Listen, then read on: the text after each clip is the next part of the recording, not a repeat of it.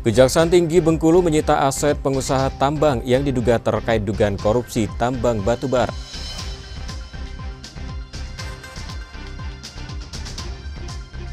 Dua warga asal Riau jadi tersangka dugaan pelaku pembakaran lahan di Jambi.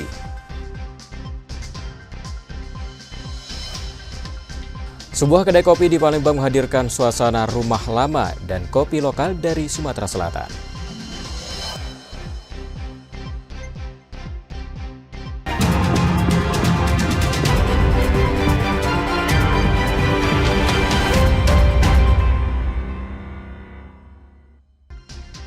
Selamat pagi saudara, apa kabar Anda hari ini? Seperti biasa kami akan membuka hari Anda dengan sejumlah informasi dari wilayah Sumatera Selatan dan daerah lain di Sumatera bagian selatan.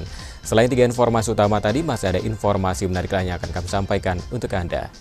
Bersama Sorobiansyah, Anda menyaksikan Kompas Sumbaksel di Kompas TV, independen, terpercaya.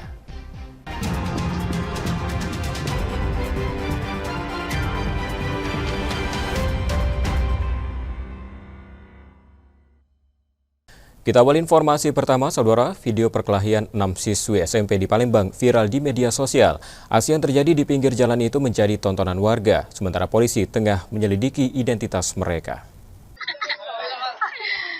Video berdurasi 30 detik yang viral di media sosial memperlihatkan 6 siswa SMP terlibat perkelahian di tepi Jalan Senopati, Talang Semut, Ilir Barat 1 Palembang. Aksi 1 lawan 1 itu menjadi tontonan warga sekitar yang enggan melerai. Peristiwa diduga terjadi usai jam pulang sekolah. Babin Kamtibnas setempat mendatangi lokasi, namun perkelahian telah dibubarkan. Polisi masih menyelidiki identitas ke-6 siswi, termasuk asal sekolah dan pemicu bentrokan. Di lokasi tersebut kerap dijadikan tempat nongkrong oleh anak-anak sekolah sepulang dari pulang sekolah.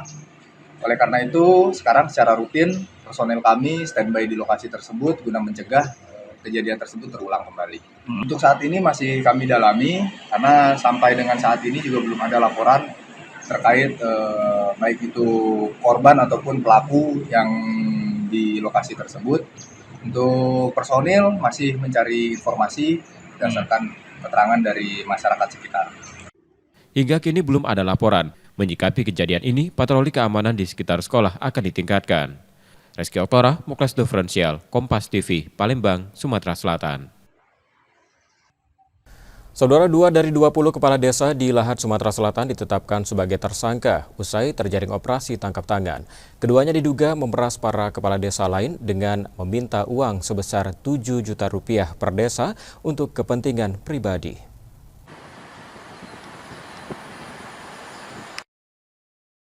Dua kepala desa di Kecamatan Pagar Gunung Lahat, Sumatera Selatan ditetapkan sebagai tersangka dugaan pemerasan. Keduanya adalah N, yang juga menjabat sebagai Ketua Forum Abdesi, dan JS selaku bendahara. Penetapan status tersangka dilakukan usai penyidik menemukan 2 alat bukti. Keduanya diduga memungut uang sebesar 7 juta rupiah dari setiap kepala desa dengan dalih kontribusi kegiatan sosial dan forum silaturahmi bersama instansi pemerintah. Namun dalam pelaksanaannya, aliran dana tersebut tidak jelas penggunaannya. Hal inilah yang menjadi dasar dugaan tindak pidana korupsi. Untuk kepentingan penyidikan lebih lanjut, kedua tersangka ditahan selama 20 hari ke depan di Rutan Tipikor Pak Jo Palembang. Dalam penanganan perkara ini, bukan hanya merupakan masalah nilai kerugiannya yang kecil, yaitu senilai 65 juta rupiah, akan tetapi lebih penting perbuatan mereka ini menyebabkan anggaran dana desa yang seharusnya dimanfaatkan masyarakat desa tidak bisa dinikmati oleh masyarakat desa dimaksud. Tim penyidik telah melakukan pemeriksaan terhadap saksi-saksi, dan terhadap pemeriksaan saksi-saksi tersebut, tim penyidik sepakat bahwa dalam perkara ini ada peristiwa pidana. Sebelumnya, Kejaksaan Negeri Lahat menggelar operasi tangkap tangan di kantor Camat Pagar Gunung Kamis 24 Juli 2025 sore. Dalam OTT itu, petugas mengamankan 20 kepala desa, seorang camat, dan seorang pengurus Forum Abdesi. Dari lokasi, turut disita barang bukti uang tunai sebesar 65 juta rupiah dan puluhan telepon genggam. Yudi Kiswanto, Kompas TV, Palembang, Sumatera Selatan. Saudara, menjelang akhir Juli 2025, kebakaran lahan dan hutan mulai terjadi di sejumlah wilayah di Sumatera Selatan. Kebakaran hutan dan lahan terus meluas dengan lebih dari 100 kejadian dan puluhan hektar lahan terdampak. Menjelang akhir Juli 2025, kebakaran hutan dan lahan di Sumatera Selatan meluas. Hingga kini tercatat 103 kejadian dengan total luas lahan terdampak mencapai 43,08 hektar. Kabupaten Ogan Ilir menjadi wilayah paling terdampak, disusul Ogan Komering Ilir, Pali, Banyuasin, Muara Enim, dan Musi Banyuasin. 4 kejadian terbaru tercatat di Musi Banyuasin dengan luas lahan yang terbakar mencapai 2 hektar. Untuk memperkuat penanganan, 5 helikopter bantuan dari Badan Nasional Penanggulangan Bencana telah tiba di Palembang dan siap beroperasi. Dukungan ini akan dimaksimalkan dalam penanggulangan karhutla, khususnya di wilayah yang sulit diakses jalur darat. Apel siaga karhutla akan digelar sebagai bentuk kesiapsiagaan bersama. Angka terbakar, luas lahan terbakar ada di 43,08 hektar. Dengan ada 103 kejadian kebakaran, yang mana sebagian besar kejadiannya itu ada di wilayah Ogan Ilir. Ya, yang selain Ogan Ilir, daerah-daerah yang terbakar ada di Musi Banyuasin, seperti kemarin ada 4 kejadian kebakaran di Musi Banyuasin, di Oki, di Pali, di Muara Enim, di Banyuasin. Berbagai langkah terus dilakukan untuk meminimalisasi potensi karhutla. Operasi modifikasi cuaca telah dilaksanakan untuk mempercepat turunnya hujan di wilayah rawan. Bersyukur telah dibantu juga dari BNPB, yaitu 3 unit heli untuk waterbombing dan 2 unit heli untuk patroli ya. Dan kesiapan di lapangan seperti yang telah laksanakan sebelumnya, pada tahun-tahun sebelumnya kita telah siap, di mana komandannya Pak Danrem di sini ada Satgas Darat, yaitu dari unsur dari Kementerian dari Manggala Agni. Sementara itu, imbauan kembali disampaikan ke masyarakat agar tidak membuka lahan dengan cara dibakar. Sekecil apapun api dapat beresiko menjadi bencana besar. Muhammad Reza Palevi, Kompas TV, Palembang, Sumatera Selatan. Saudara, ketersediaan tenaga pendidik di Kota Palembang masih belum cukupi. Kekurangan guru terjadi di berbagai jenjang, terutama pada posisi guru kelas dan guru mata pelajaran dengan total kebutuhan yang belum terpenuhi mencapai lebih dari 1.677 orang.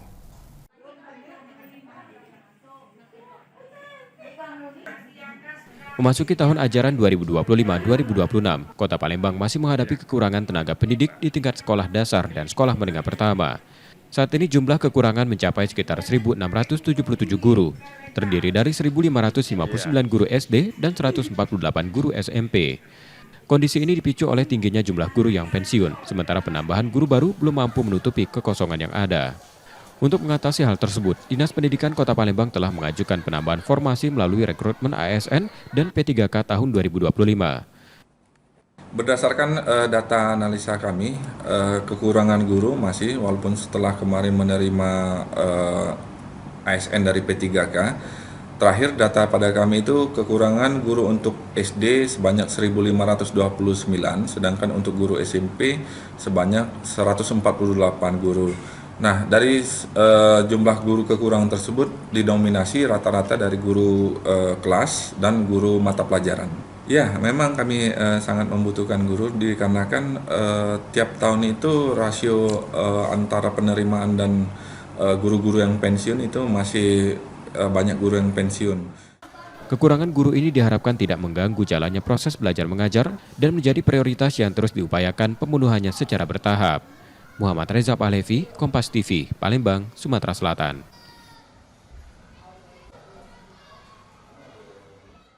Sorotan lainnya, Saudara, untuk membangun kesadaran kependudukan dan keluarga, Dinas Pengendalian Penduduk dan Keluarga Berencana Kota Palembang memutakhirkan data di 4 kecamatan.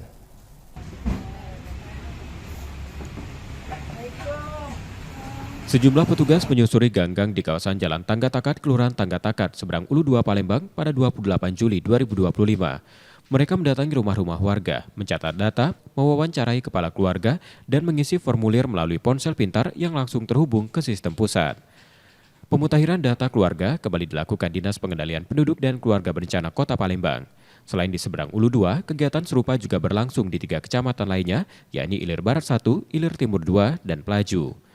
Total sebanyak 31.243 kepala keluarga tercatat sebagai data pembaruan dan 886 kepala keluarga masuk dalam kategori baru.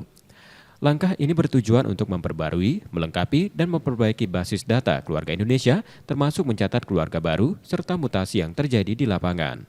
Memutakhirkan data yang sudah ada, karena pendataan ini dari tahun 2001 sampai dengan tahun 2025. Jadi jarak antara itu kan mungkin ada yang meninggal, ada yang masuk, ada yang dilahirkan. KB itu tidak menyetop kehamilan, tapi membuat jarak kehamilan. Jadi kalau tadi diwawancarai tidak KB karena beliau baru satu anaknya, sehingga dia melepas KB untuk menantikan anak yang kedua. Tentunya kami akan memfasilitasi, membantu di lapangan tentunya untuk menyukseskan kegiatan program yang dilaksanakan oleh Dinas KB Kota Palembang. Data yang terkumpul nantinya akan menjadi dasar dalam pembangunan yang berwawasan kependudukan dan keluarga agar program pemerintah lebih tepat sasaran dan menyentuh kebutuhan masyarakat secara menyeluruh. Yudi Keswanto, Kompas TV, Palembang, Sumatera Selatan.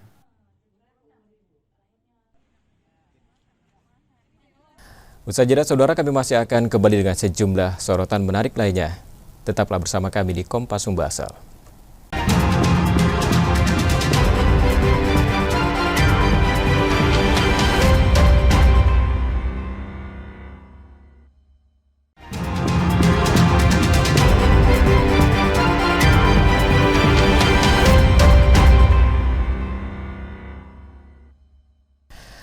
Anda kembali menyaksikan Kompas Sumbasel, saudara, dan saatnya kita akan menyimak sejumlah sorotan dari wilayah lain di Sumatera bagian selatan. Berikut laporan dari Bengkulu, Jambi, dan Lampung. Kejaksaan Tinggi Bengkulu menetapkan 5 orang pengusaha batubara sebagai tersangka dugaan korupsi tambang yang merugikan negara hingga 0,5 triliun atau 500 miliar rupiah. Kelimanya diketahui menjabat sebagai komisaris, pemegang saham, direktur, hingga general manajer perusahaan tambang di Bengkulu. Adapun aset yang disita merupakan milik tersangka Baby Husi dan keluarganya, di antaranya 2 unit rumah, 3 unit mobil mewah, emas batangan, serta sejumlah aset lainnya. Penyitaan dilakukan karena adanya dugaan tindak pidana pencucian uang dalam kasus ini. Jaksa mengungkap dugaan korupsi yang tengah diusut, yakni pelanggaran kegiatan di luar izin usaha pertambangan. Ada di sini isinya kita sita, kita data satu-satu. Jadi kita buat dengan terima penyitaannya. Berikutnya juga selanjutnya pasti rumah sama tanahnya. Kita ambil nanti, kita izin ke pengadilan dulu. Jadi kita bisa menyaksikan ini rumah 3 lantai. Besar. 3 lantai, di bawah juga ada basementnya. Jadi teman-teman bisa melihat sendiri isinya seperti apa, silahkan. Ini kami ambil semua. Hingga saat ini, jaksa terus memeriksa sejumlah saksi dan tak menutup kemungkinan terdapat tersangka lainnya. Bayazir Al-Raihan, Kompas TV Bengkulu. Kelima mantan anggota DPRD Kabupaten Kepahyang yang ditetapkan sebagai tersangka yakni Johandra, Joko Triono, Mariatun, Budi Hartanto, dan Nanto Husni. Setelah ditetapkan sebagai tersangka, kelimanya langsung ditahan selama 20 hari ke depan di Lapas Kelas 2A Curup, Kabupaten Rejang Lebong. Jaksa mengatakan penetapan terhadap kelima mantan anggota DPRD itu merupakan pengembangan dari penyidikan yang hingga saat ini masih terus berjalan.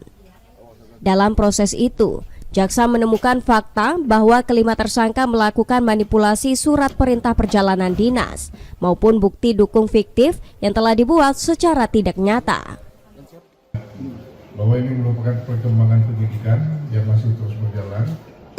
Kelima tersangka ini adalah para pihak yang kemudian kami temukan fakta bahwa mereka ditemukan niat yang nyata dalam hal memanipulasi surat perintah perjalanan dinas maupun bukti dukung fiktif yang sudah dibuat secara tidak nyata dalam hal ini.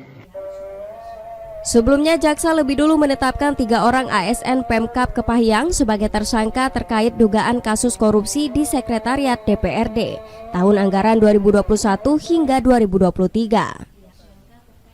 Berdasarkan hasil perhitungan sementara yang dilakukan penyidik, kerugian negara yang ditimbulkan mencapai 12 miliar rupiah. Tim Liputan, Kompas TV Bengkulu.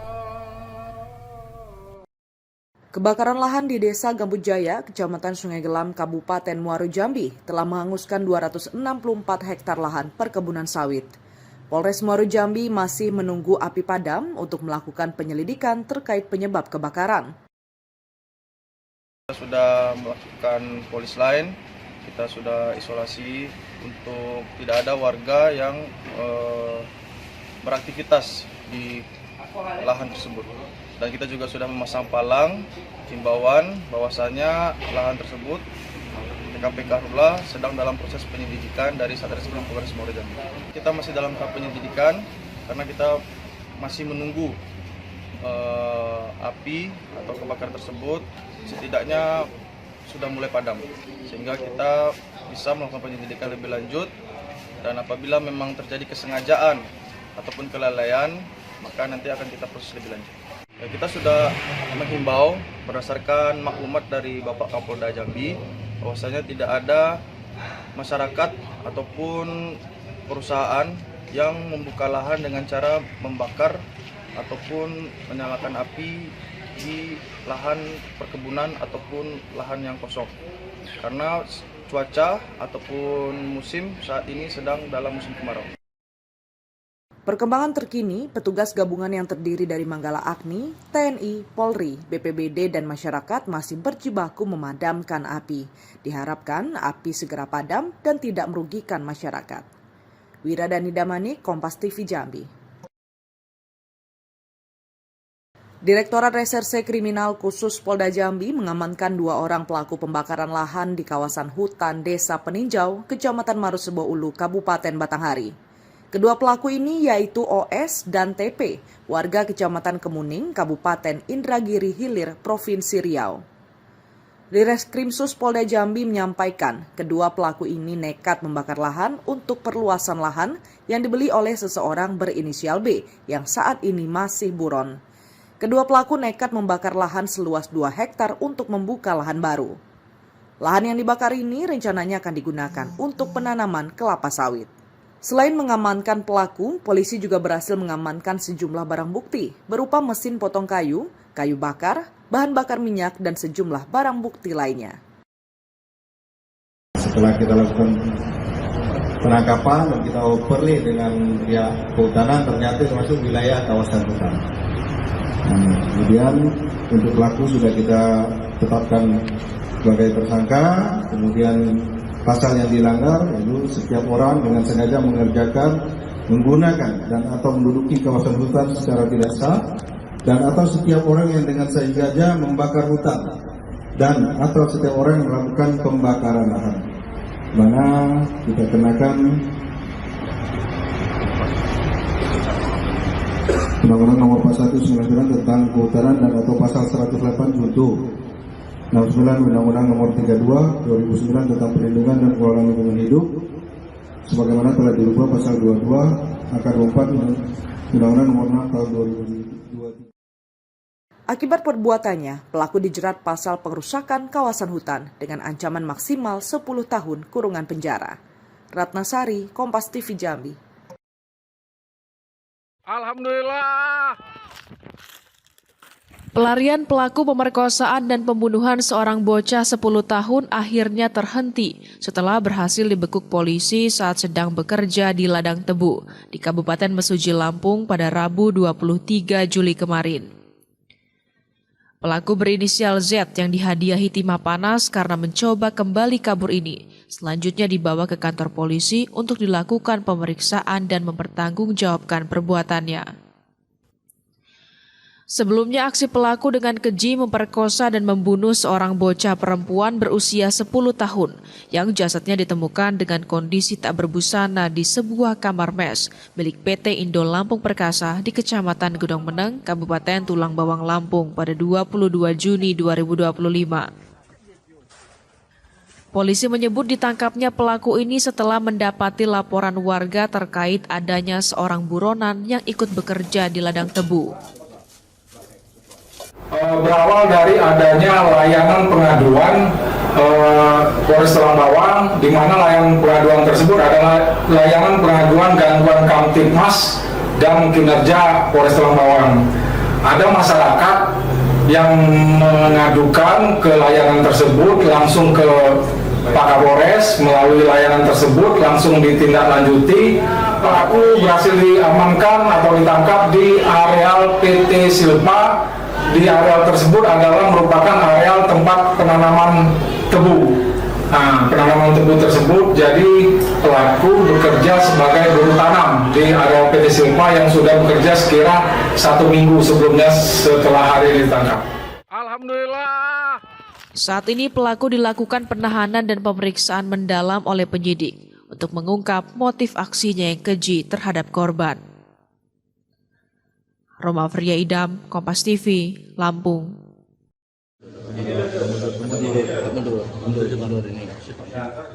Ketua Yayasan Pusat Kegiatan Belajar Masyarakat atau PKBM Rawa Indah serta operator yayasan ditetapkan sebagai tersangka atas kasus tindak pidana korupsi oleh Kejaksaan Negeri Tulang Bawang Lampung pada Rabu sore kemarin. Kedua tersangka yakni Sutari Marsono dan Sunarto ditetapkan menjadi tersangka setelah serangkaian penyidikan dan pemeriksaan terhadap 27 orang saksi.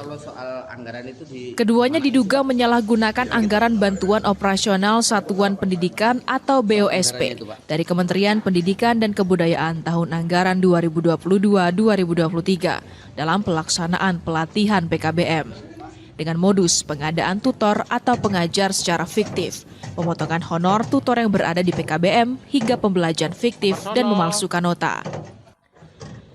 Akibat korupsi yang dilakukan keduanya, negara mengalami kerugian sebesar 887 juta rupiah dari total anggaran sebesar 1 miliar 46 juta rupiah.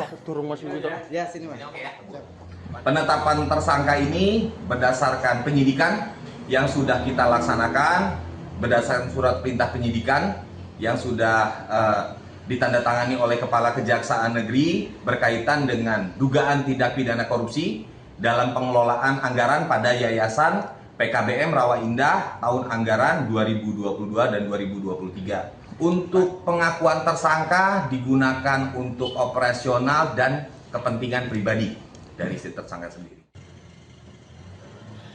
Guna kepentingan penyidikan, kedua tersangka dilakukan penahanan selama 20 hari ke depan di Rutan Kelas 2B Menggala.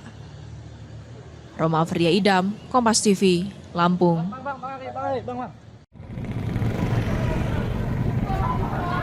Masa Allah, piye to iki mau kejane ya Allah. Dalam rekaman amatir ini tampak dua bangunan warung semi permanen milik warga di Kecamatan Metro Kibang, Kabupaten Lampung Timur, Lampung, hancur setelah ditabrak pelaku pencuri sepeda motor. Peristiwa terjadi saat dua pelaku kabur usai membawa lari sepeda motor curian. Warga yang melihat langsung mengejarnya menggunakan mobil dan menabraknya hingga motor yang dikendarai pelaku ini menghantam dua lapak pedagang mie ayam dan gorengan. Pemilik lapak yang sedang berjualan terkejut hingga pingsan, sementara satu pelaku berhasil dibekuk dan satu lainnya kabur. Itu dari arah selatan itu dikejar sampai ke sini. Nah, udah kejar-kejaran sampai 2 kali. Si Pepet itu sampai ke sinilah kenanya itu. Dari arah selatan itu dari belakang ditabraklah sama mobilnya itu. Terus nabraklah mereka ke sini ke arah gorengan sama ke ruko mie ayam ini. Ya saya nekat mas, masalahnya ya saya udah tahu sendiri tuh motor kakak saya. Buat belinya aja saya dah tahu susah payahnya lah mas. Terus nggak mungkin kan orang udah tahu malingnya kok nggak dikejar. Dari hasil pemeriksaan, pelaku berinisial ES ini juga sudah masuk dalam daftar pencarian orang yang juga seorang residivis atas kasus pencurian. Selain mengamankan pelaku, polisi juga turut menyita barang bukti berupa 2 unit motor hasil curian dan kunci letter T. Tadi istri yang ke rumahnya dan saat itu emang kunci sepeda motornya masih tertancap di motor tersebut, kemudian pelaku yang berjumlah 2 orang langsung mengambil sepeda motor tersebut, kemudian diketahui oleh korban, dan saat itu juga dilakukan pengejaran oleh masyarakat sekitar, dan jarak berapa meter dari tempat kejadian salah satu pelaku yang membawa sepeda motor korban berhasil diamankan oleh warga dengan cara dihadang dan ditabrak. Kini atas perbuatannya pelaku dikenakan pasal tentang pencurian dengan pemberatan dan terancam maksimal hukuman 7 tahun penjara. Sementara satu pelaku lainnya masih dalam pengejaran yang identitasnya sudah dikantongi.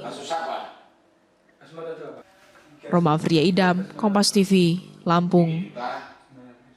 Demikian dari saudara sejumlah sorotan dari wilayah lain di Sumatera bagian selatan, dan saja kami masih akan hadirkan sejumlah informasi menarik lainnya. Tetaplah bersama kami di Kompas Sumbasel.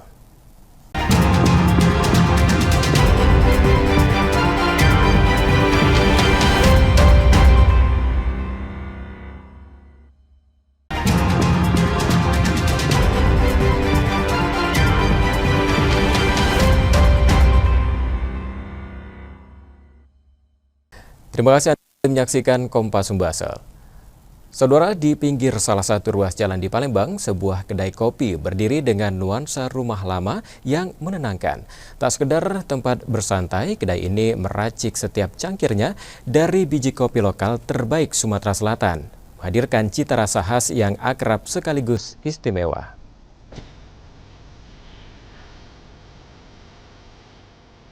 Di Jalan Urip Sumoharjo, Palembang, berdiri sebuah kedai kopi yang mengusung suasana rumah lama berpadu sentuhan heritage. Fajar Nurhadi, 42 tahun, pemiliknya, ingin kedainya memberi aroma kopi lokal Sumatera Selatan menyatu dengan hangatnya nuansa rumahan.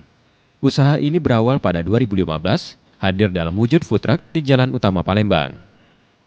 Kala pandemi tiba, roda-roda bisnis terpaksa berhenti. Fajar pun memindahkan aktivitasnya ke sebuah ruko kecil. Namun, ruang yang terbatas membuat Fajar kembali bertransformasi, membuka kedai bernuansa rumah lebih hangat dan akrab bagi siapapun yang datang. Yang menjadi istimewa dari kedai adalah pilihannya pada biji kopi lokal. Setiap cangkir berasal dari tanah Sumsel seperti Muara II, Sipatuhu, Semendo, Segamit, Rimba Candi Pagar Alam, Lahat, Jarai, hingga 4 Lawang. Tak hanya menjual rasa, kedai menyajikan cerita dari setiap daerah. Kopinya punya karakter kuat, bold dan berani, seperti semangat Fajar yang meraciknya. Kita tidak kalah rasa kopi Sumsel ini untuk kita promosikan ke nasional ataupun internasional. Alhamdulillah dengan penggiat kopi yang lainnya juga kita bahu-membahu mengangkat ini, makanya fokus Tukang Seduh adalah kopi Sumselnya kita angkat untuk sebagai menu utama dan juga kesederhanaan rumah dengan menu pendampingnya. Menyasar keluarga dan generasi muda pecinta kopi, harga terjangkau mulai Rp20.000 hingga Rp35.000 per cangkir. Pilihannya beragam, dari espresso, black coffee, hingga varian non-kopi seperti matcha, frappe, red velvet, dan coklat. Dalam sehari, kedai ini mampu menjual 50 hingga 100 cangkir.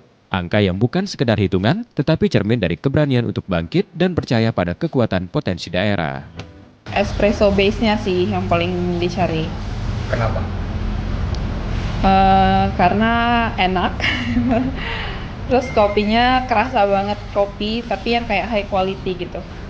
Wah, ini suasana coffee shopnya homey banget. Kayak dari lightingnya, dari waktu kita masuk tuh kayak berasa disambut tapi di rumah gitu, kayak di rumah sendiri. Punya brand gitu? Yang brand ya, ini kelihatan banget benar-benar dibuat dengan penuh cinta di setiap gelas.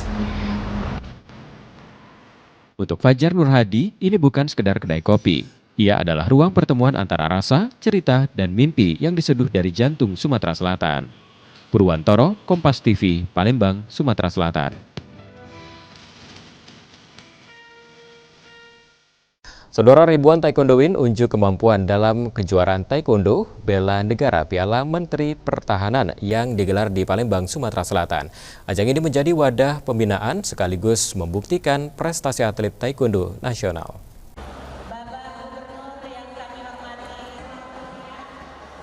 Sebanyak 2.100 taekwondoin dari 4 provinsi mengikuti kejuaraan taekwondo bela negara Piala Menteri Pertahanan yang digelar di Gor Ranau Cakabaring Sport City Palembang.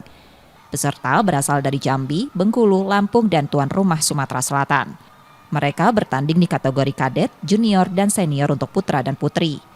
Ajang ini menjadi ruang pembinaan dan unjuk prestasi bagi bibit unggul taekwondo tingkat nasional.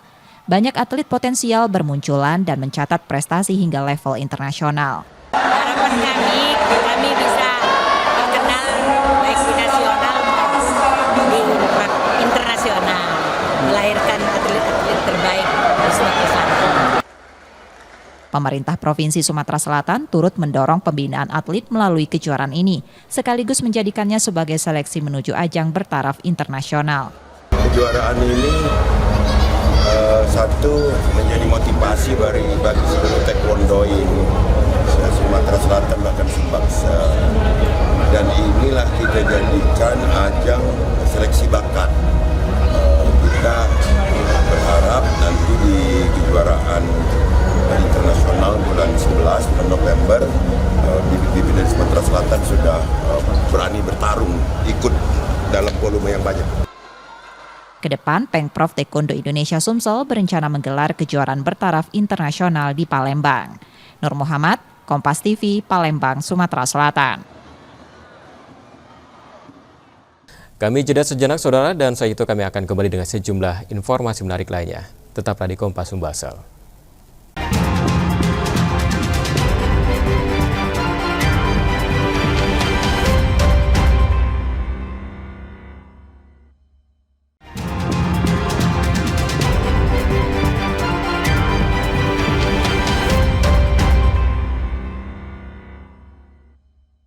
Terima kasih Anda kembali menyaksikan Kompas Sumsel, saudara, dan jika Anda tidak sempat menyaksikan sorotan utama kami, berikut laporan utama Kompas Sumsel hari ini. Kejaksaan Tinggi Bengkulu menetapkan 5 orang pengusaha batubara sebagai tersangka dugaan korupsi tambang yang merugikan negara hingga setengah triliun atau 500 miliar rupiah. Kelimanya diketahui menjabat sebagai komisaris, pemegang saham, direktur, hingga general manajer perusahaan tambang di Bengkulu. Adapun aset yang disita merupakan milik tersangka Baby Husi dan keluarganya, di antaranya 2 unit rumah, 3 unit mobil mewah, emas batangan, serta sejumlah aset lainnya. Penyitaan dilakukan karena adanya dugaan tindak pidana pencucian uang dalam kasus ini. Jaksa mengungkap dugaan korupsi yang tengah diusut, yakni pelanggaran kegiatan di luar izin usaha pertambangan. Ada di sini isinya kita sita, kita data satu-satu. Nanti kita buat dengan terima penyitaannya, berikutnya juga selanjutnya pasti rumah sama tanahnya. Kita ambil nanti kita izin ke pengadilan dulu. Jadi kita bisa menyaksikan ini rumah 3 lantai. Besar. 3 lantai, di bawah juga ada basementnya jadi teman-teman bisa melihat sendiri isinya seperti apa, silahkan. Ini kami ambil semua. Hingga saat ini, jaksa terus memeriksa sejumlah saksi dan tak menutup kemungkinan terdapat tersangka lainnya. Bayazir Al-Raihan, Kompas TV Bengkulu.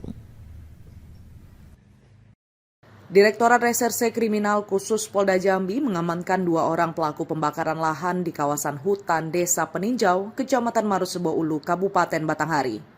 Kedua pelaku ini yaitu OS dan TP, warga Kecamatan Kemuning, Kabupaten Indragiri Hilir, Provinsi Riau.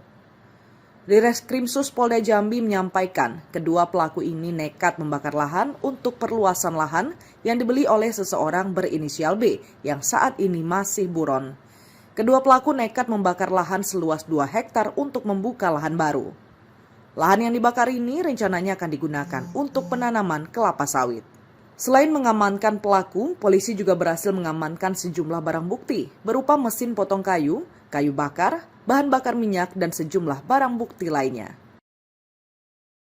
Setelah kita lakukan penangkapan dan kita operasi dengan pihak kehutanan, ternyata termasuk wilayah kawasan hutan.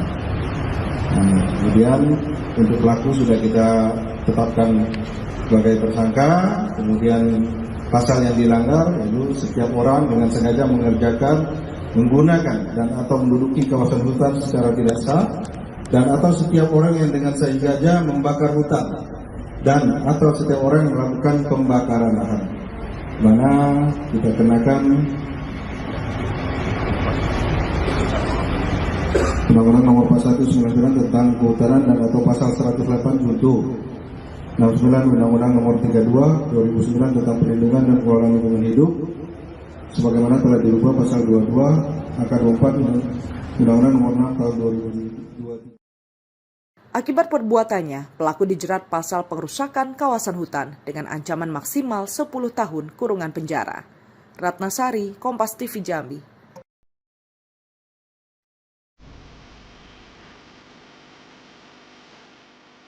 Di Jalan Urip Sumoharjo, Palembang, berdiri sebuah kedai kopi yang mengusung suasana rumah lama berpadu sentuhan heritage. Fajar Nurhadi, 42 tahun, pemiliknya, ingin kedainya memberi aroma kopi lokal Sumatera Selatan menyatu dengan hangatnya nuansa rumahan. Usaha ini berawal pada 2015, hadir dalam wujud food truck di Jalan Utama Palembang. Kala pandemi tiba, roda-roda bisnis terpaksa berhenti. Fajar pun memindahkan aktivitasnya ke sebuah ruko kecil. Namun, ruang yang terbatas membuat Fajar kembali bertransformasi, membuka kedai bernuansa rumah lebih hangat dan akrab bagi siapapun yang datang. Yang menjadi istimewa dari kedai adalah pilihannya pada biji kopi lokal. Setiap cangkir berasal dari tanah Sumsel seperti Muara II, Sipatuhu, Semendo, Segamit, Rimba Candi Pagar Alam, Lahad, Jarai, hingga 4 Lawang. Tak hanya menjual rasa, kedai menyajikan cerita dari setiap daerah. Kopinya punya karakter kuat, bold dan berani, seperti semangat Fajar yang meraciknya. Kita tidak kalah rasa kopi Sumsel ini untuk kita promosikan ke nasional ataupun internasional.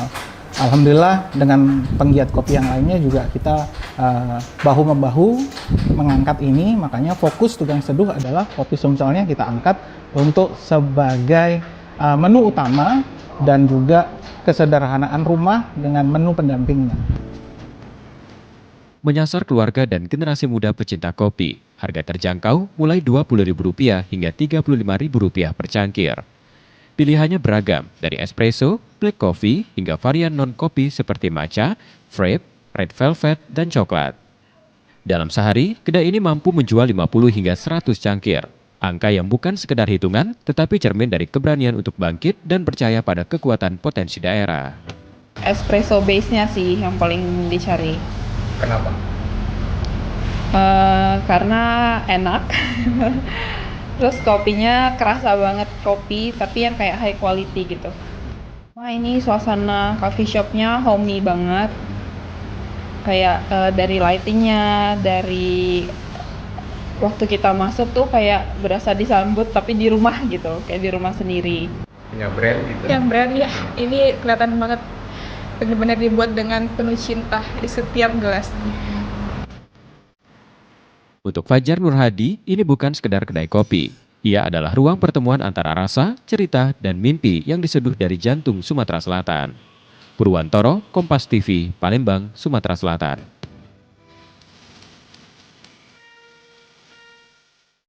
Informasi tadi menjadi akhir dari Kompas Sumbangsel hari ini. Tetap saksikan konten lokal Kompas TV setiap hari mulai pukul 4.30 hingga 7 pagi. Saudara, media adalah pilar yang menjaga keseimbangan informasi. Dengan menonton Kompas TV Palembang, Anda membantu memastikan media terus ada, menyajikan berita yang dapat dipercaya. Kami kembali ingatkan saudara, bagi Anda yang ingin berbagi informasi, kritik ataupun saran dapat mengakses media sosial kami di @KompasTV Palembang. Akhirnya saya Robiansa pamit, terima kasih dan tetaplah menyaksikan Kompas TV, independen, terpercaya. Sampai jumpa.